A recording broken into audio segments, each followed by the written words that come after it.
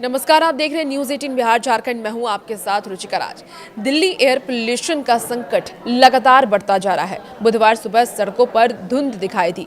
वाहन चलाने वाले लोगों ने आंखों में जलन और घुटन जैसी समस्या भी महसूस की है। दरअसल दिल्ली के अधिकतर मॉनिटरिंग स्टेशनों पर एयर क्वालिटी इंडेक्स AQI 300 से 380 के बीच रिकॉर्ड किया गया, जहां की हवा की गुणवत्ता बेहद ही खतरनाक श्रेणी में है।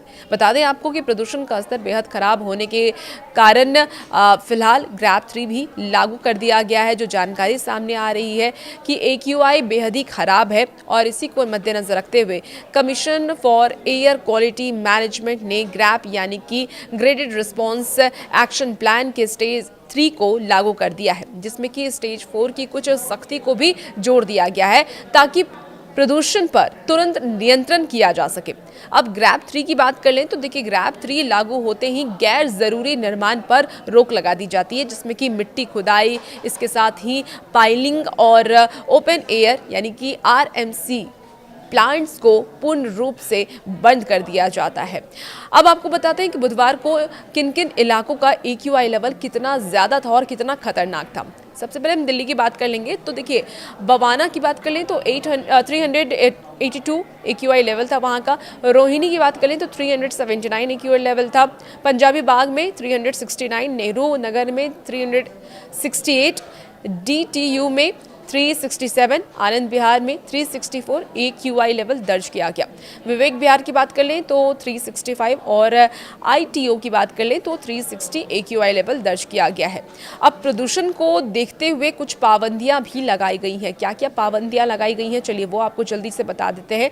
तो बढ़ते प्रदूषण को मद्देनजर रखते हुए उद्योगों में भी सख्ती की गई है और स्टोन क्रशर, खनन साइट्स पूरी तरीके से बंद कर दिए गए हैं। वाहन प्रतिबंधों के तहत दिल्ली और NCR जिले जैसे कि गुरुग्राम, फरीदाबाद, नोएडा, गाजियाबाद और ग्रेटर नोएडा में BS3 पेट्रोल और BS4 डीजल कारों पर रोक लगा दी गई है और इंटर स्टेट डीजल बसों के दिल्ली में प्रवेश पर भी प्रतिबंध लगाया गया है, जिसमें कि सिर्फ CNG और इलेक्ट्रिक और BS6 बसों को छूट मिलेगी। डीजल जनरेटरों का उपयोग भी बंद कर दिया गया है, सिवाय ज़रूरी के।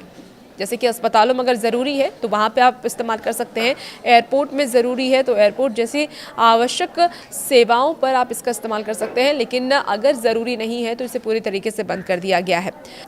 DSS के अनुसार मंगलवार को दिल्ली के कुल प्रदूषण में वाहनों का योगदान 19.6% रहा है। पराली जलाने का प्रभाव सिर्फ 1.5% दर्ज किया गया है, जबकि बुधवार की अनुमान की अगर हम बात कर लें, जो अनुमान बुधवार को लगाया गया है, वाहन प्रदूषण बढ़कर के 21.1% तक चला गया है और पराली का प्रभाव लगभग स्थिर ही बना हुआ है, उसमें ज़्यादा कोई अंतर नहीं आया है। और इसीलिए मद्देनजर देखते हुए, क्योंकि प्रदूषण की वजह से ज़्यादा गाड़ियों की वजह से प्रदूषण ज़्यादा बढ़ रहा है, इसी को मद्देनजर देखते हुए बहुत सारे ऑफिसेज को भी वर्क फ्रॉम होम कर दिया गया है। देखिए, प्रदूषण की गंभीर स्थिति को देखते हुए दिल्ली सरकार ने सभी सरकारी और निजी कार्यालयों को 50% स्टाफ उपस्थित के साथ संचालित करने और बाकी कर्मियों को वर्क फ्रॉम होम की अनुमति दे दी है और इसको लेकर के आदेश जारी किया गया है। जबकि स्कूल में छुट्टियां और ऑनलाइन क्लास का फैसला पहले ही सरकार की तरफ से लिया जा चुका है, ताकि प्रशासन प्रदूषण को कंट्रोल कर सके, उसे स्थिर कर सके।